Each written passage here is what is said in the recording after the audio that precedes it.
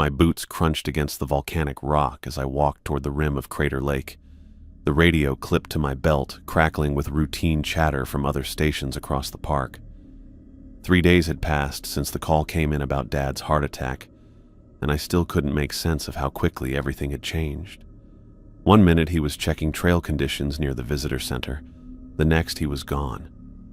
The lake stretched out below me, impossibly blue and perfectly circular, carved out by a very old volcanic collapse that left behind this massive caldera. I'd seen this view thousands of times growing up, but today it felt different. Empty, somehow. Dad had brought me to this exact spot when I was 8 years old, pointing out across the water to where a dark speck floated near the center. "That's the old man of the lake," he'd said, handing me his binoculars. "Been drifting around out there for more than 100 years. Nobody knows exactly how long." The old man was still out there now, a weathered tree stump about 30 feet long, floating vertically with just a few feet visible above the surface. Scientists had theories about why it didn't sink or break down like normal wood, something about the lake's cold temperature and mineral content. But Dad had always liked the older stories better, the ones his grandfather William used to tell about mysterious things that lived in the depths. I pulled out my own binoculars and looked at the distant log. From this height, it looked like a tiny piece of driftwood, but I knew how massive it really was. Tourists loved taking pictures of it, though most didn't realize what they were looking at unless a ranger pointed it out. Dad had made identifying the old man part of every guided tour he gave, turning it into a game for families with kids. The funeral yesterday had been packed with people I barely knew. Fellow rangers from across the state, local business owners, families Dad had helped over the years. Everyone kept telling me what a good man he'd been, how much the community would miss him. I appreciated their words, but they didn't fill the hole left behind. Robert Thompson had been more than just a park ranger. He'd been the keeper of this place's stories. Now that responsibility fell to me, the third generation of Thompsons, to work these trails and shorelines. Great-grandfather William had started here in the 1940s, back when the park was still rough around the edges and tourists were fewer. Dad had followed in the 1970s, and I'd joined the staff 5 years ago after finishing my degree in forestry. It was supposed to be a gradual transition, with Dad mentoring me for another decade before retirement. Instead, I was suddenly alone with questions I'd never thought to ask. The radio on my belt squawked, pulling me back to the present. I unclipped it and pressed the talk button. "Station 1, this is Thompson at Rim Drive Overlook." "Morning, Eli." The voice belonged to Sandra Martinez, the dispatch coordinator. "Sorry again about your dad. You sure you're ready to be back out there?" "Yeah. I need to stay busy. What's the patrol schedule looking like?" "Light day. Just the standard perimeter check and visitor center coverage. Weather's supposed to hold, so we might get some early season hikers on the Rim Trail." "Copy that. I'll start with the east shore and work my way around." I clipped the radio back to my belt and took one more look across the lake. The old man had moved closer to the western shore since yesterday, pushed by currents I couldn't see from up here. Dad used to track its position every day, marking locations on a hand-drawn map he kept in his desk. He said the pattern mattered, though he never explained why. There were other stories, too. Ones Dad had shared late at night when we'd camp out under the stars during my teenage years. He'd tell me about Emily Stevens, a woman who'd gone missing back in 1954. She'd been camping with friends near the shore when she claimed to see something that scared her so badly she ran into the forest. Search teams found her campsite the next morning, but Emily herself had disappeared completely. No trace of her was ever found. "She saw the Watcher," Dad would say in a low voice, his face serious in the firelight. That's what my grandfather called it. Something connected to the old man. Something that's been in this lake longer than anyone can remember. I'd always assumed these were just campfire stories, tales passed down to add mystery to the place we protected. Dad had a gift for making the lake seem magical and dangerous at the same time, which tourists loved. but he told those stories with a conviction that went beyond entertainment, as if he truly believed something very old moved beneath the surface. Walking back toward my truck, I tried to focus on practical things: patrol routes, maintenance schedules, the dozen small tasks that kept the park running smoothly. Dad had left detailed notes about everything, including observations about wildlife patterns and seasonal changes that went back decades. I'd need to study those records, learn the rhythms of this place the way he had. The parking area near the rim was still empty, except for my Ranger truck and a maintenance vehicle. Tourist season wouldn't really start for another month, which gave me time to settle into the routine without crowds to manage. I climbed into the driver's seat and started the engine, then reached for the radio mounted on the dashboard. Station 1, Thompson here. Beginning East Shore Patrol. Copy, Eli. Check in every hour. I put the truck in gear and headed down the winding road that led to the lake level. The pavement gave way to gravel, then to the dirt track that followed the shoreline. This was my favorite part of the job, being down at water level where you could really appreciate the lake's scale. The rim rose nearly 2,000 feet above, creating walls of stone that held the water like a massive bowl. Dad had walked these same paths for over 40 years, memorizing every rock formation and hidden inlet. He'd known where to find the best fishing spots, where eagles liked to nest, which areas attracted different types of wildlife depending on the season. That knowledge felt impossibly vast now that I needed to carry it forward alone.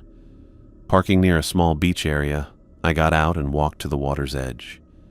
The lake was so clear I could see the bottom dropping away into darkness just a few feet from shore. Dad had taught me that this clarity was deceptive. The lake was nearly 2,000 feet deep in places, fed by underwater springs that kept the temperature just above freezing year-round. My radio crackled again, this time with a routine weather update from the main station. I listened to the forecast while watching small waves lap against the rocky shore, thinking about all the stories this place held. Emily Stevens was just one of many mysteries connected to Crater Lake. People had been vanishing in these forests for over a century, though most disappeared on hiking trails far from the water. But Emily's case was different. She'd been right here at the shoreline when whatever happened to her began. According to the old reports Dad had shown me, her camping companions heard her scream around midnight, then saw her running toward the tree line. They called after her, but she didn't stop or look back. By morning, it was as if she'd never existed. I pulled out my phone and took a picture of the lake, then sent it to my sister Katie in Portland. She'd grown up hearing the same stories I had, though she'd always been more skeptical about Dad's mysterious tales. Katie had visited for the funeral, but couldn't stay longer, needing to get back to her job and family. We'd talked about whether I should really take over Dad's position, or if maybe it was time for the Thompson legacy at Crater Lake to end. "This place will eat you alive if you let it," she'd warned. "Dad spent his whole life obsessing over those old stories. Don't make the same mistake." But standing here now, feeling 3 generations watching over this water, I couldn't walk away. Whatever secrets the lake held, whatever truth lay behind the stories of the Watcher and the old man, I was part of it now. Dad had been preparing me for this responsibility my entire life, even if I hadn't realized it at the time. I walked back to the truck and continued my patrol, following the shoreline road toward the next checkpoint. The radio stayed quiet except for occasional updates from other parts of the park. It was going to be a long day, and probably a longer week as I adjusted to working these places without Dad's guidance. But the lake would still be here tomorrow, and the day after that, just as it had been for thousands of years before the first Thompson ever set foot on its shores. Whatever was coming, whatever challenges lay ahead, I'd face them the same way 3 generations of my family had, by keeping watch over this water and the secrets it held beneath its perfect blue surface. I was reorganizing the emergency medical kit when the radio on my desk crackled to life, breaking the quiet morning routine I'd been trying to establish at the ranger station. The voice that came through made every muscle in my body go rigid. "Eli, don't let it leave the lake." My hands froze over the bandage supplies. The voice sounded like Dad's, but wrong somehow, hollow and distant, like it was being sent from the bottom of a well.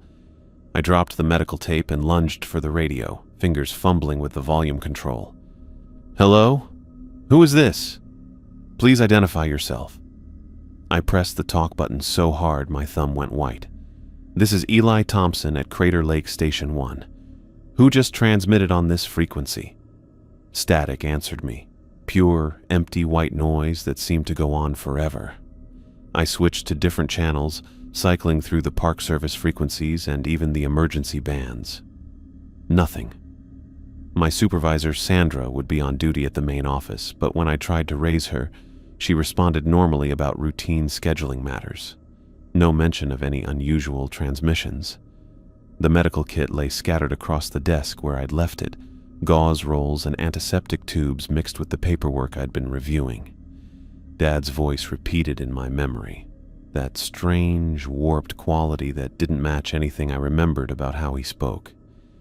He'd always been clear and confident on the radio, his voice carrying the authority of 4 decades in these mountains. I rewound the station's recording system, but the digital log showed nothing unusual around the time I'd heard the transmission. Either the equipment had broken or whatever I'd picked up hadn't come through the normal channels. The possibility that I'd imagined the whole thing made me sick to my stomach. 3 days since the funeral wasn't nearly enough time to process losing him, and the stress of taking over his responsibilities was catching up with me. Still, I found myself checking the radio every few minutes as I finished organizing the medical supplies and moved on to inspecting the emergency flares. The station felt too quiet without the usual chatter from other ranger posts. Most of the seasonal staff wouldn't start for another few weeks, leaving just a skeleton crew to maintain basic operations. By afternoon, I'd convinced myself the morning's incident was a combination of grief and equipment breakdown. I loaded my patrol gear into the truck and headed out for the routine perimeter check, following the same route Dad had driven thousands of times. The road curved along the rim for several miles before dropping down toward the eastern shore, where I planned to inspect the day-use areas and boat launch. The lake spread out below me as I went down the hill, that impossible blue that never failed to catch tourists off guard. Even after growing up here, I still found myself pausing to appreciate the view. Today, though, something felt off. I couldn't pinpoint what was different until I reached the shoreline and pulled out my binoculars. The old man of the lake was gone. I checked the entire visible surface, looking at every inlet and cove where the log might have drifted. Nothing. The massive tree stump that had floated in these waters for over a century had simply vanished. I'd seen it move around before, pushed by thermal currents and seasonal changes, but it had never completely disappeared. My great-grandfather's journals contained detailed observations going back to the 1940s, and every ranger since then had continued tracking the old man's position. Dad had shown me documentation from the National Park Service stretching back even further, with photographs and witness accounts confirming the log's continuous presence. In all that time, through storms and droughts and temperature extremes, it had always been visible somewhere on the surface. I drove to 3 different vantage points, using both binoculars and the ranger station's spotting scope I kept in the truck. The lake remained empty except for a few early-season kayakers near the boat launch. No sign of the weathered stump that should have been floating somewhere in that vast expanse of water. Back at the truck, I radioed the main office. Sandra's voice came through clearly on the first try. "Station 1, this is Sandra. Go ahead, Eli." "I'm reporting the old man of the lake is missing from its normal position. I've checked multiple observation points and can't locate it anywhere on the surface." "Copy that. Probably just submerged temporarily. You know how thermal currents can push it down this time of year." "Sandra, I've never seen it completely disappear before. Dad's records show it's been continuously visible for over 70 years. "Eli." Her voice took on a gentler tone. "I know you're dealing with a lot right now. The log will surface again in a day or two. These things happen. The conversation ended with routine instructions about filing an observation report, but I could hear the concern in Sandra's voice. She was worried about my judgment, wondering if grief was affecting my ability to do the job properly. Maybe she was right. Maybe I was seeing problems where none existed, finding mysteries in ordinary events because I was struggling to accept Dad's absence. But when I got back to the station that evening and was updating the day's patrol log, the radio made noise again. "The watcher is free. Keep it at the lake, son." This time I was ready. I hit the record button on the digital system and grabbed my personal phone, starting its voice recorder as backup. The transmission lasted maybe 5 seconds before fading back to static. Dad's voice again, unmistakable but carrying that same hollow quality that made the hair on my neck stand up. I played the recording back immediately. The phone had captured it clearly. Every word, every inflection, even the strange echo that made it sound like the voice was coming from underwater. This wasn't equipment malfunction or stress-induced hallucination.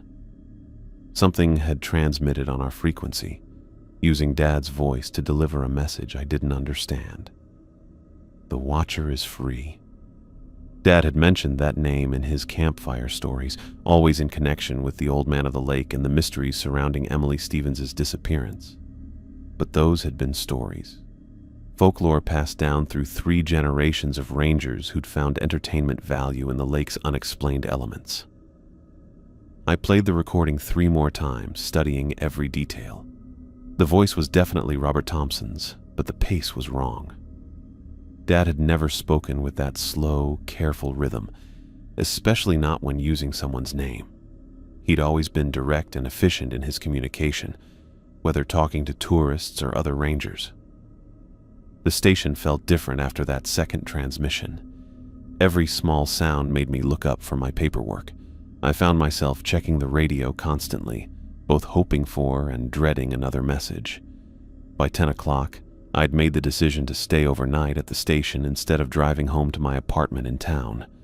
Sleep didn't come easily on the narrow bunk in the back room.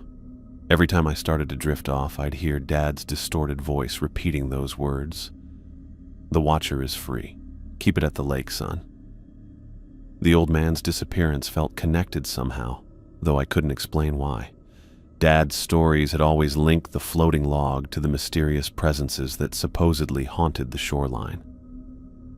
Around midnight, I gave up on sleep and returned to the main room, where moonlight came through the windows. The radio sat silent on the desk, its display glowing softly in the darkness.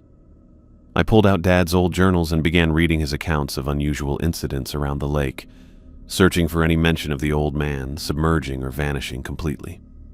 What I found instead were references to periods when sightings of unexplained figures increased, always matching with times when the old man's position became unstable or difficult to track. Dad had documented these patterns but never drawn explicit connections, leaving his observations open to interpretation. Now, sitting alone in the station where 3 generations of Thompsons had kept watch over this water, I wondered if those stories contained more truth than any of us had wanted to admit. The radio stayed quiet, but I kept the recorder running, just in case whatever had spoken in my father's voice decided to contact me again. I spent the rest of that first night going through Dad's notes about the old man's position changes, looking for patterns I might have missed. By dawn, I had 3 cups of cold coffee sitting on the desk and pages of notes spread across every available surface. The patterns were there, but they raised more questions than answers. The first tourist report came in around 10 that morning. Sandra's voice came through the radio while I was updating the daily log. "Eli, I've got a family here at the visitor center with an unusual incident to report. You want to talk to them directly?" I drove over to meet them, finding a middle-aged couple from Portland with 2 kids who looked ready to leave. The woman, Janet Morrison, kept glancing toward the lake while her husband Dave talked. "We were walking along the East Shore Trail yesterday evening," Dave explained. "Maybe a quarter mile past the boat launch. The kids were collecting rocks when Janet noticed this old guy standing by the water." Janet nodded, wrapping her arms around herself. He was just standing there, perfectly still. wearing one of those old park ranger uniforms, the kind with the different badges and patches. I thought maybe he was lost or confused, so I started walking over to see if he needed help. "What happened when you approached him?" I asked, pulling out my notebook. That's the weird part. Janet looked at her husband, then back at me. I got maybe 20 feet away and called out to him. He didn't turn around or respond at all, so I kept walking. And just as I was about to tap his shoulder, I looked down for a second to avoid a rock. When I looked back up, he was gone. Dave moved uncomfortably. We searched the area for 15 minutes. There wasn't anywhere for him to go that quickly. No trails heading away from the water, no boats on the lake. He just vanished. I took down their contact information and the exact location of the sighting, promising to investigate. The story bothered me more than I wanted to admit, especially the detail about the old-fashioned uniform. Dad had shown me pictures of what rangers wore in his grandfather's time. Heavy wool fabric, different badge designs, gear that hadn't been standard issue for decades. The second report came the next day. I was checking the boat launch area when a group of college hikers approached my truck looking shaken. Their leader, a guy named Marcus who seemed used to outdoor adventures, spoke for the group. "We need to report something that happened this morning," he said. "About 7:30, we were having breakfast near the shore when we saw this old ranger standing by the water. Same spot where we'd camped, maybe 50 yards east." His girlfriend Sarah jumped in. He looked confused, like he didn't know where he was. We thought maybe he had Alzheimer's or something and had wandered off from his family. "So we packed up our stuff and walked over to check on him," Marcus continued. "All four of us saw him clearly. Old guy, had to be in his 70s, wearing this vintage ranger uniform.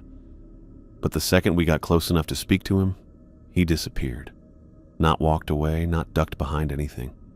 Just gone." I felt my stomach tighten. "Can you describe the uniform in more detail?" Sarah pulled out her phone. "I took a picture of the sunrise from our campsite. You can see him in the background if you look close." She scrolled through photos, then stopped. "That's weird. He's not in any of these shots." "But you all saw him clearly?" I asked. All four nodded. Marcus looked frustrated. "We talked about it for an hour afterward. We all remember exactly what he looked like, where he was standing, everything. But somehow none of our cameras picked him up." I spent the rest of the afternoon walking the eastern shore, checking every spot where the sightings had happened. Both locations were along the same stretch of shoreline, areas where Dad used to take tourists to look for the old man of the lake. The connection felt important, though I couldn't explain why. By evening, I'd filled 6 pages in my notebook with details from both encounters.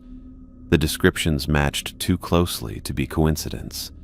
Elderly man, old-style ranger uniform, standing still by the water, disappearing when approached. Each group seemed genuinely bothered by what they'd experienced, with the Portland family cutting their vacation short and the hikers changing their plans to camp elsewhere. I was reviewing my notes at the station when Sandra called on the landline. "Eli, I've got 2 more families asking about ranger sightings on the East Shore. Word's starting to spread on social media about some kind of ghost ranger. I don't want this turning into a circus." "What exactly are people saying?" #Crater Lake Ghost Ranger is trending in Oregon tourism groups. People are sharing stories about mysterious disappearing park staff. It's probably nothing, but the Park Service doesn't need this kind of attention right now. After Sandra hung up, I pulled out a map of the lake and marked each sighting location with red dots.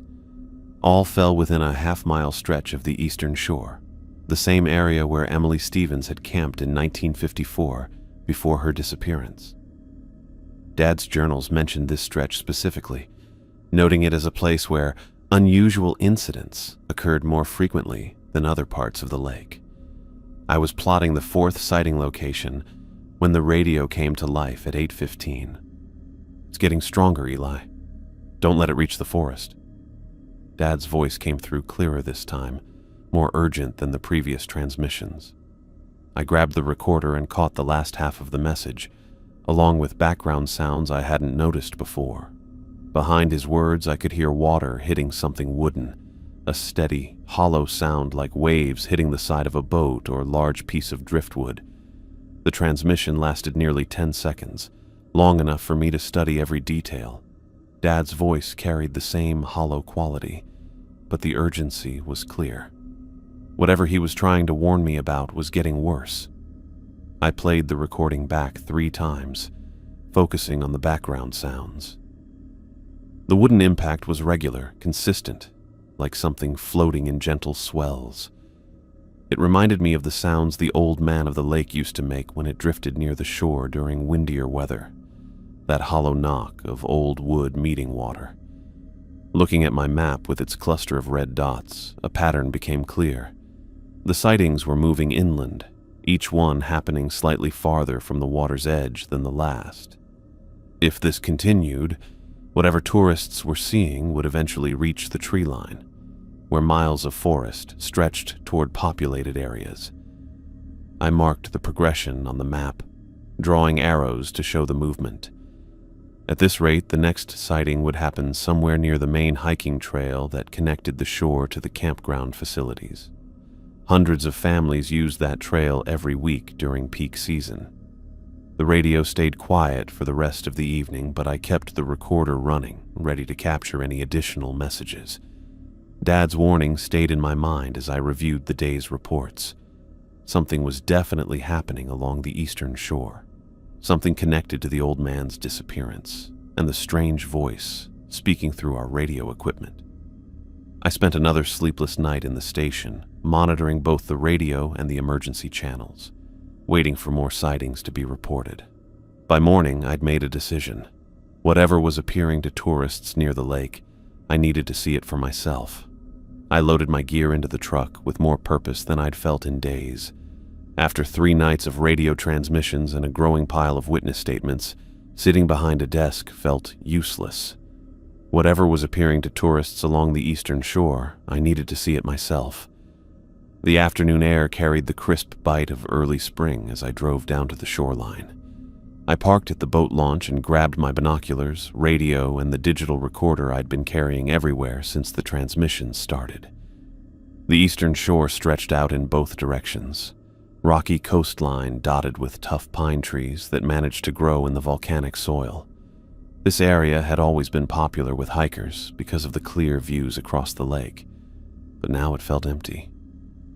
Word about the Ghost Ranger was spreading, and most families were choosing other trails. I started walking north along the shoreline, checking each spot where tourists had reported their encounters. The first location was about 200 yards from the boat launch, marked by a clear boulder formation that made it easy to identify. I spent 10 minutes looking over the area, searching for any clues the families might have missed. Nothing unusual, just the standard mix of volcanic rock, scattered driftwood, and patches of scrub grass. The second location was another quarter-mile up the shore. Here, the college hikers had been camped when they spotted the figure by the water. I could see why they'd chosen this spot. A small cove provided shelter from the wind, and the ground was relatively flat for setting up tents. I checked my notes, confirming this was where they'd seen the elderly ranger in the vintage uniform. Standing in the exact spot where the sightings occurred, I tried to imagine what the witnesses had experienced. All of them described the same thing: an old man in outdated park service gear, standing perfectly still by the water's edge, disappearing the moment anyone got close enough to speak. The detail about the uniform bothered me most. Current ranger gear was synthetic fabric in specific colors and cuts. The vintage stuff had been wool, different badges, completely different styling. Unless someone was deliberately trying to recreate historical accuracy, there was no reason for anyone to have that kind of uniform. I was looking over a patch of disturbed gravel when I noticed movement out of the corner of my eye. About 50 yards ahead, near a cluster of weathered logs that had washed ashore years ago, someone was standing by the water. An elderly man faced the lake with his back to me, wearing what looked like a faded park ranger uniform. He stood completely still, hands at his sides. not moving even slightly in the afternoon breeze that rustled the pine branches around us. My first thought was relief. Finally, I'd found the source of all these reports. Some confused tourist, or maybe a historical enthusiast who didn't realize he was frightening people. Probably someone with dementia who'd wandered away from his family and didn't know where he was. I walked toward him slowly, not wanting to startle him. The uniform looked real from this distance. Heavy wool fabric, darker green than current issue, with the kind of patches and insignia that hadn't been used in decades. The cut was different too, more formal and military style than modern ranger gear. "Excuse me, sir?" I called out when I was about 30 feet away. "Are you all right? Do you need any assistance?" He didn't respond or acknowledge my voice in any way, didn't turn his head or move at all. He stood like a statue, facing the empty water where the old man of the lake should have been floating. I kept walking, pulling out my radio to call for backup if this turned into a medical situation. "Sir, I'm Eli Thompson, a park ranger here at Crater Lake. Can you hear me?" Still no response. I was close enough now to see details of his uniform. The fabric looked old and worn, with water stains around the bottom and sleeves. His hair was gray and thin, and from this angle he looked like he could be in his 70s. Exactly what every witness had described.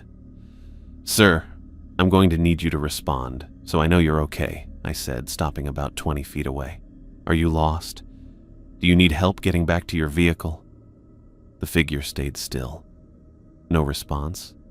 No sign that he'd heard anything I'd said. It was like talking to a mannequin. I took another step forward, and the man slowly began to turn around. I held my breath. The face was Dad's, but wrong in every possible way. The bone structure was right, the jawline and nose I'd gotten from him, but the eye sockets were empty, dark holes filled with what looked like lake water. Green moss covered patches of his skin like mold, giving his face a spotted, sick look. His mouth hung open in a silent scream, and water dripped from his lips onto the rocky ground. The thing that had been my father jumped forward with impossible speed. I stumbled backward, my heel catching on a loose rock, and fell hard against a boulder. Pain shot through my shoulder as I tried to get my feet under me, panic taking over. The creature reached toward me with fingers that looked more like waterlogged branches than human hands, bark-like skin peeling away to reveal darker wood underneath. I rolled to the side and pushed myself upright, adrenaline overriding the pain in my back. When I looked toward where the figure had been standing, the shore was empty. Nothing but rocks and scattered driftwood where the nightmare version of my father had been jumping at me. The radio on my belt crackled to life. "Run, Eli. Don't let it touch you."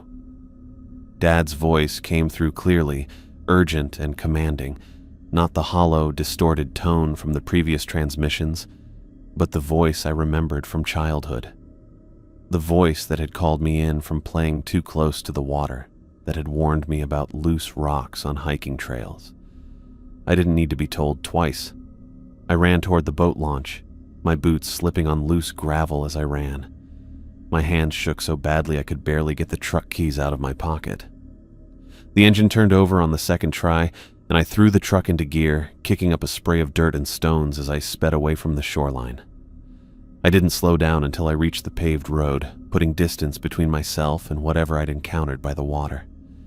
In the rearview mirror, the eastern shore looked peaceful and empty, giving no sign of the horror that had just unfolded there. I dumped my gear on the station floor and went straight for Dad's desk, my hands still shaking from what I'd seen by the shore. Whatever had jumped at me wasn't human, but it had been Dad's voice warning me to run. The desk drawers stuck from years of use, wood swollen with mountain humidity. I yanked them open one by one, pulling out folders and logbooks that Dad had organized with his usual precision. Everything was labeled and dated, sorted by year and incident type. I'd seen these files before during training, but I'd never had reason to dig deep into the older material. I found what I was looking for in the bottom drawer, tucked behind maintenance schedules and budget reports. A manila folder marked Historical Incidents, 1950s, contained photocopied witness statements and handwritten notes in Dad's careful script. The paper felt brittle between my fingers as I spread the documents across the desk. Emily Stevens' disappearance was documented in detail I'd never seen before. The official Park Service report I'd read mentioned her vanishing during a camping trip, but these witness statements told a different story. Her camping companions had given detailed accounts to Dad's grandfather William about Emily's behavior the night she disappeared. Sarah Mitchell, age 19, had written, "Emily kept staring at the water after dark, saying someone was watching us from the shore. We told her it was probably just shadows from the trees, but she got more upset. Around midnight, she started screaming about something wearing a ranger's face walking toward our campsite. She ran into the forest before any of us could stop her." Another witness, David Chen, had described finding Emily's sleeping bag the next morning. It was torn to shreds, like she'd clawed her way out in a panic. There were wet footprints leading from the lake to where she'd been sleeping, but they didn't match any of our boots. The prints looked official, like ranger gear, but they were filled with lake water that hadn't dried even hours later. I flipped through more pages, finding reports from the 1960s and 70s that followed similar patterns. Hikers reporting encounters with park rangers in outdated uniforms, families describing elderly staff members who vanished when approached, camping groups finding wet footprints around their tents after encounters with figures that appeared near the shoreline. William's handwriting filled the margins of these reports, connecting incidents across decades. His notes were systematic, tracking not just the sightings but environmental conditions and other factors. In red ink, he'd marked dates when the old man of the lake was reported missing from its usual floating position. The correlation was unmistakable. Every cluster of strange sightings happened when the old man had temporarily submerged. William had drawn charts showing the pattern with arrows connecting disappearance dates to incident reports. His theory was written in block letters across the bottom of one page. The watcher is bound to the log. When the old man sinks, the entity walks the shore.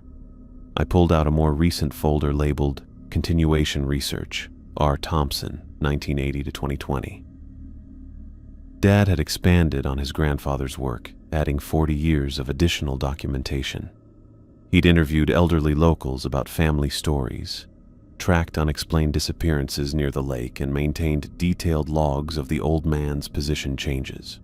One typed report from 1987 described an incident involving a family from Seattle.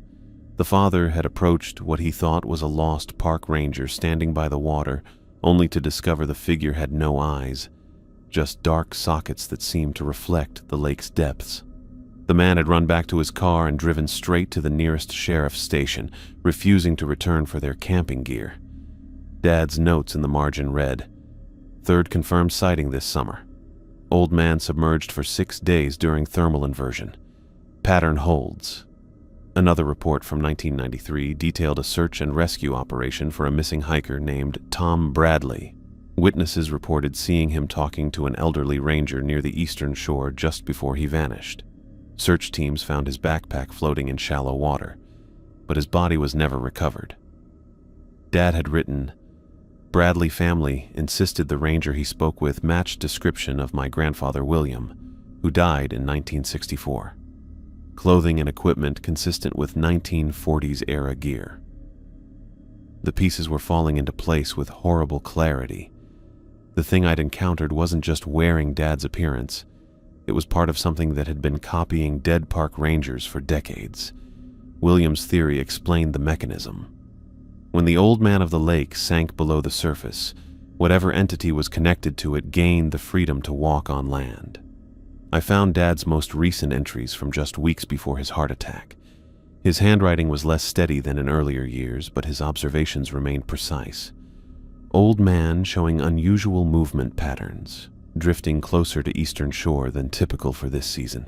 Increased reports of disoriented rangers from day hikers. Pattern suggests possible submersion event approaching. The final entry was dated 3 days before Dad died. Thermal readings indicate deep water disturbance.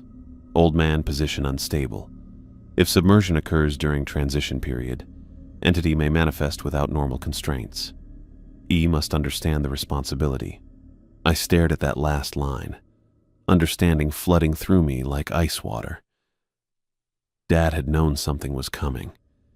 He'd been preparing me without saying it directly, probably hoping he'd have more time to explain everything properly.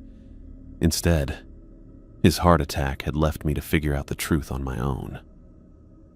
The radio on the desk crackled to life, startling me from the documents. The log is the key, son. It has to stay on the surface. Dad's voice came through clearer than any previous transmission, as if he was fighting through some kind of interference to reach me. The static was less noticeable, his words more urgent and focused.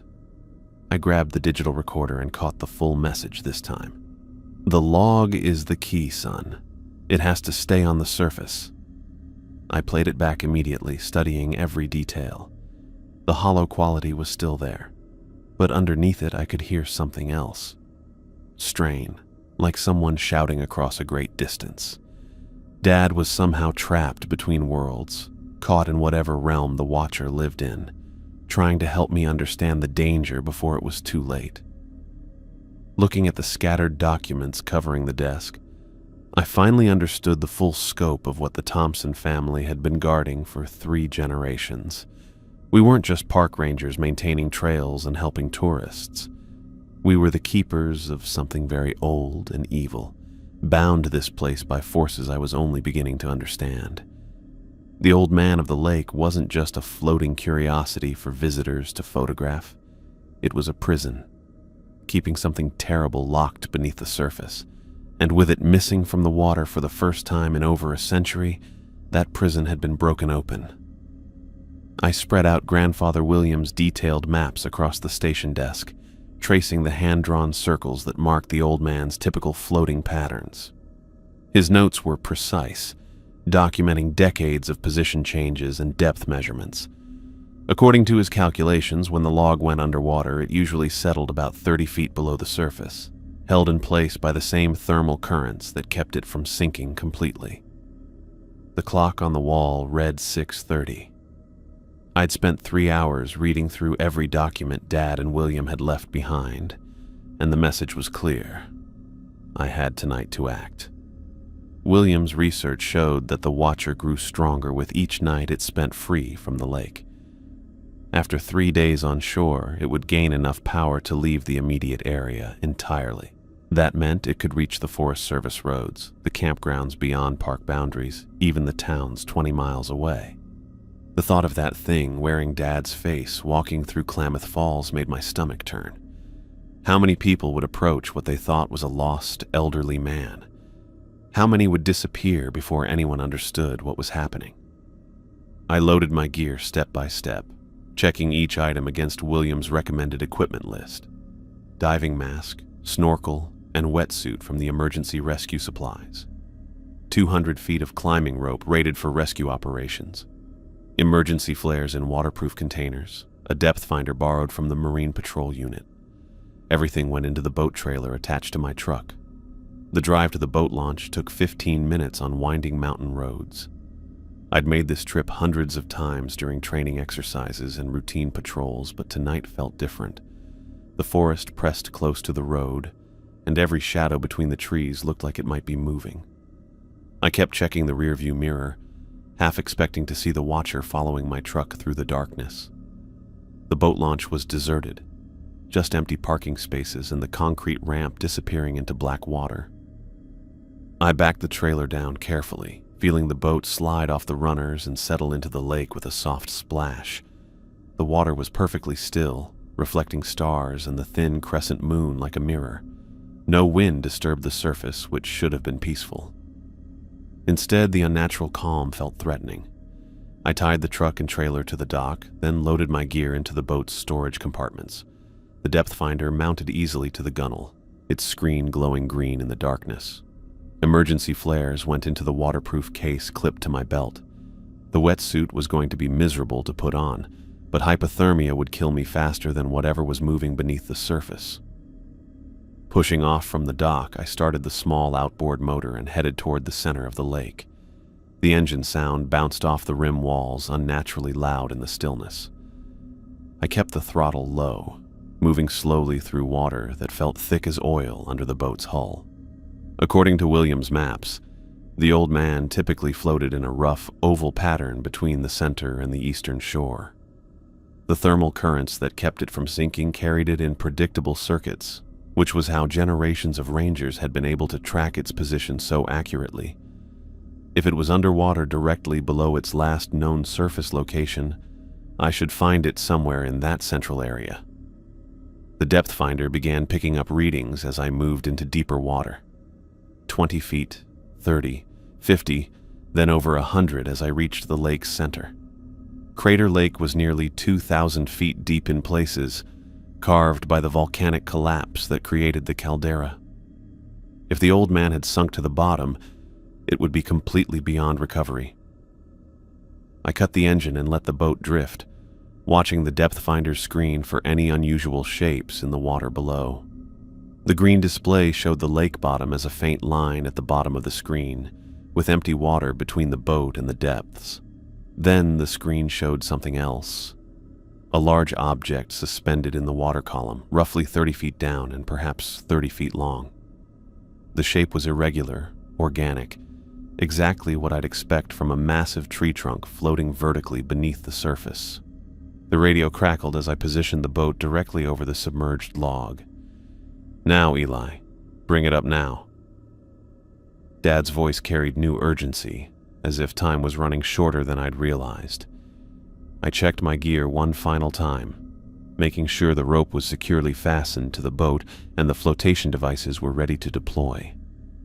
The wetsuit felt like ice against my skin as I pulled it on, but it would provide essential protection in the freezing water. I attached weights to the diving rope and prepared to enter the lake, knowing that whatever happened in the next hour would determine whether the watcher remained imprisoned or gained the freedom to hunt beyond the shoreline. The old man waited in the darkness below, and somewhere in those same depths, something wearing my father's face was ready to do anything to prevent me from completing my task. The black water looked bottomless as I prepared to dive, but I could feel something massive moving beneath the surface, waiting for me to join it in the depths. The black water hit me hard, even through the wetsuit. I'd prepared for the cold, but the lake felt like it was actively trying to push the heat from my body. The weight of the rope pulled me down and I followed it into the darkness, kicking steadily to maintain my descent. My dive light cut through maybe 6 feet of murky water before fading into nothing. The lake swallowed everything: sound, light, warmth. I kept one hand on the rope and used the other to sweep my light back and forth, searching for the massive shape the depth finder had detected. At 20 feet, the pressure started building in my ears. I equalized and kept going, counting off the depth by rope markers. 25 feet, 30. The water grew even colder, if that was possible, and took on a greenish tint that reminded me of the moss covering the creature that had worn Dad's face. Then my light found it. The old man hung in the water like a cathedral pillar, 30 feet of very old Douglas fir suspended vertically in the depths. Decades of algae coated its bark in thick green patches, and long streamers of aquatic moss flowed from its surface like underwater hair. The top of the log pointed toward the surface somewhere above me, while the massive root ball disappeared into the darkness below. I swam closer, pulling one of the emergency flotation devices from my gear bag. The plan was simple: attach enough buoyancy to the log's upper section to force it back to the surface. William's notes had been specific about placement: too low, and the log might tip and remain submerged; too high, and it could flip completely over. The flotation device was a heavy-duty emergency balloon designed for marine rescues. I wrapped the attachment straps around the log's thickest section and triggered the CO2 cartridge. The balloon expanded rapidly, straining against the waterlogged wood. One device wouldn't be enough. I needed at least 3 to overcome the log's tendency to stay submerged. As I worked to position the second device, The water around me changed. The temperature dropped even further, and currents that hadn't existed moments before began tugging at my gear. Something was moving in the depths below the old man's root system. I fumbled with the straps, my fingers already going numb despite the wetsuit gloves. The second balloon inflated and joined its partner in pulling against the log's massive weight. I could feel the old man starting to move, very old wood creaking as buoyancy fought against waterlogged mass. The third flotation device was halfway secured when I saw movement in my peripheral vision. Something large was swimming up from the depths, moving with a speed that no human could match underwater. My light caught glimpses of it. Dark fabric, pale skin, the unmistakable outline of a park ranger uniform. I triggered the final balloon and immediately started kicking toward the surface, following my safety rope. Behind me, the water churned as whatever was rising from below gained speed. The old man groaned, a deep wooden sound that carried through the water like a whale song. Something brushed against my ankle. I kicked harder, lungs burning as I fought to reach the surface. The rope guided me up through the darkness, but I could feel something following close behind. Not swimming, moving through the water like it belonged there, like the lake itself was carrying it upward. I broke through the surface, gasping, hauling myself over the boat's edge in one desperate motion. Water streamed from my wetsuit as I collapsed into the bottom of the boat, chest heaving. The rope was still in my hand, and I could feel tension building as the flotation devices did their work 30 feet below. The water around the boat began to bubble and churn. The old man was rising. 20 feet away, the lake erupted. The watcher burst through the surface in a shower of black water, no longer bothering to maintain Dad's appearance. What rose from the depths was a nightmare collision of every ranger who had ever died at Crater Lake. I caught glimpses of different faces, Dad's jawline blending into William's gray hair, then changing to show features I didn't recognize but somehow knew belonged to rangers from decades past. The uniform was all of them at once, patches from different eras overlapping, fabric that couldn't decide if it was wool or synthetic, badges that changed design as I watched. The thing opened its mouth and water poured out, followed by a sound like screaming heard from underwater.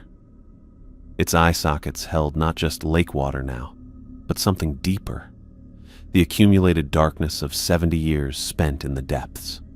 Behind it, the old man's massive bulk broke the surface with tremendous force. Tons of waterlogged wood pushed up through the lake, sending waves radiating outward in all directions. The very old log bobbed once, then settled into its known vertical floating position, only the top few feet visible above the waterline. The moment the old man reached the surface, everything changed. The watcher's scream cut off abruptly.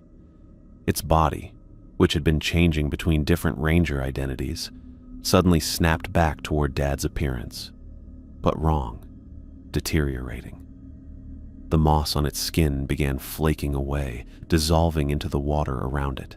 Its waterlogged fingers clawed at the air, then at the lake itself, as if trying to grab hold of something solid.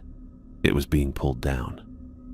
The creature fought against some invisible force, its movements becoming more frantic as the binding reasserted itself.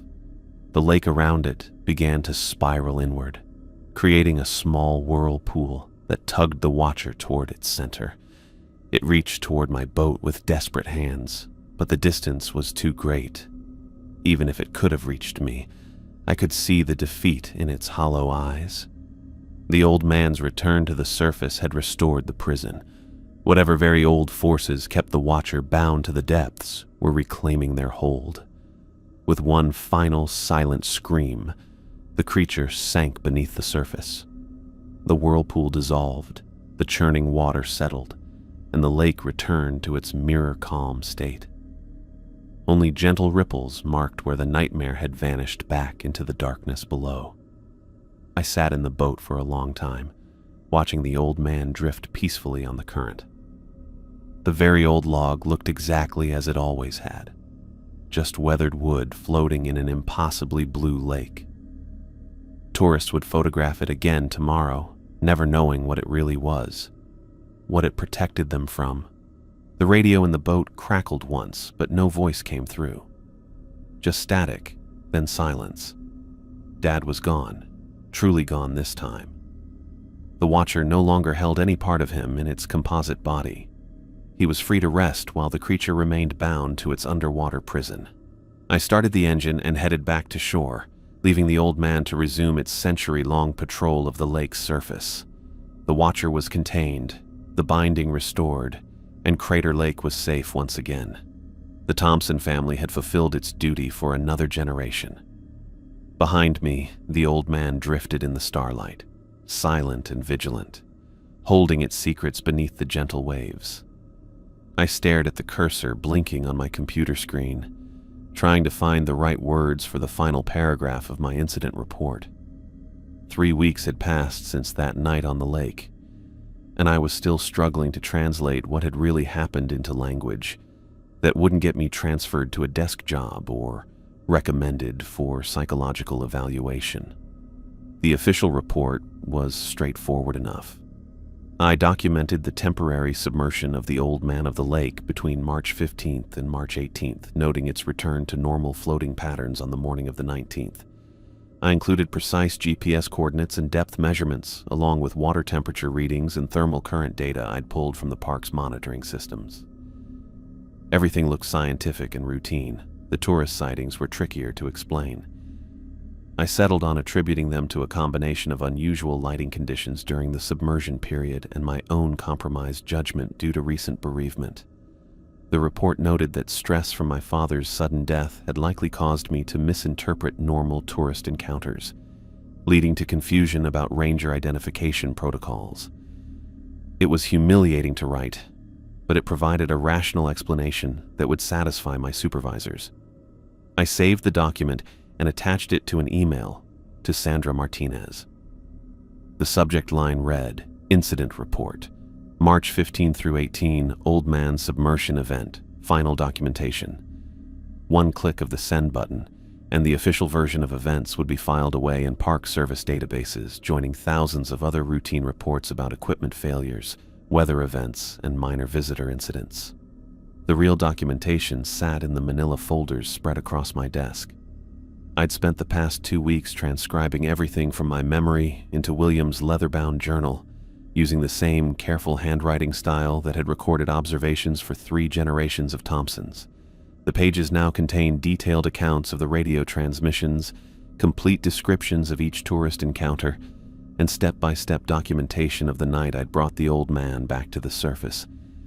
Most importantly, I'd recorded everything I'd learned about the Watcher and the binding that held it in the depths.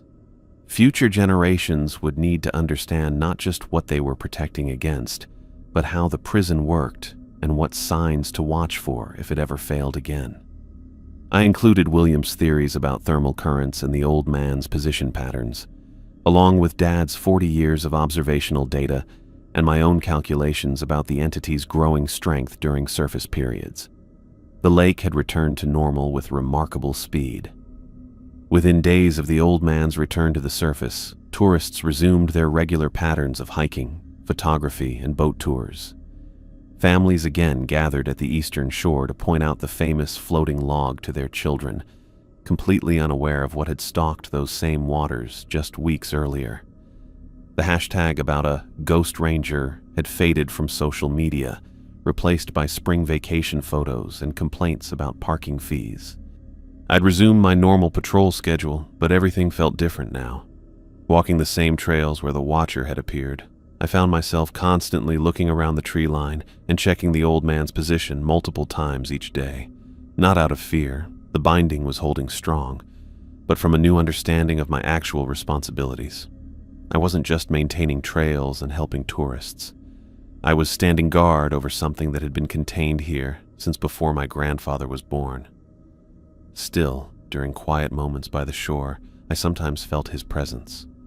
Not anything supernatural or dramatic, just the sense that someone who had walked these paths for 40 years had left something of himself in the landscape.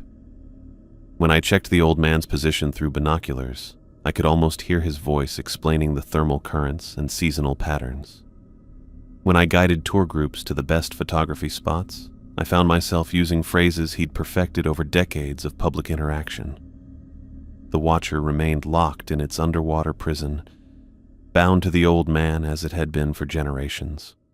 I'd developed a routine of checking the log's position every morning and evening, noting any unusual drift patterns in a small notebook I kept clipped to my radio.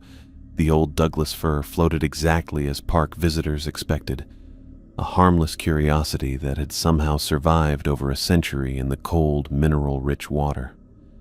Updating William's journals had become a nightly task. I worked by lamplight at the station, carefully recording each day's observations and cross-referencing them with historical data. The pattern was clear. As long as the old man remained visible on the surface, the lake stayed peaceful. Families camped without incident, hikers reported normal wildlife sightings, and the eastern shore attracted photographers instead of fleeing tourists. I'd also begun researching the deeper history of the area, reaching out to tribal elders and checking historical archives for any documentation that predated William's work.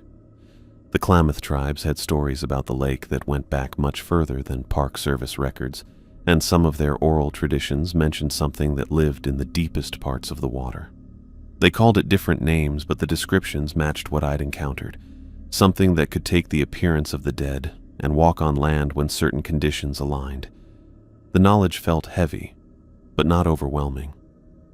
I was starting to understand why Dad had never explained everything directly. This wasn't the kind of responsibility you could hand over with a manual and a training session. It had to be learned gradually through experience and observation, until it became part of who you were rather than just what you did for work. Standing at my favorite overlook on this particular afternoon, I watched a family from California setting up their camera equipment near the rim. The father was adjusting his telephoto lens while pointing toward the old man, explaining to his young son how to frame the shot properly. The kid looked bored until he actually saw the floating log through the viewfinder, then got excited about the mysterious tree that had been drifting around the lake since before his great-grandfather was born. They spent 20 minutes taking pictures, asking each other questions about how the log stayed afloat and whether it ever moved from that spot. The father read information from a park brochure about the old man's scientific properties: cold water preservation, mineral content, thermal currents. All true, but missing the most important part of the story. I watched them pack up their gear and head back to the parking area, chattering about other photo opportunities around the rim drive. In a few hours, they'd be showing friends and family their pictures of the famous floating log, never knowing they'd photographed the lid on a prison that had held something terrible for over 70 years. The thought didn't disturb me anymore. Some secrets were meant to stay hidden, and some responsibilities were meant to be carried quietly by those who understood their importance. The Thompson family had protected this place for 3 generations, and we'd continue doing so for as long as the lake needed guards. The old man drifted peacefully on the afternoon current, exactly where it was supposed to be.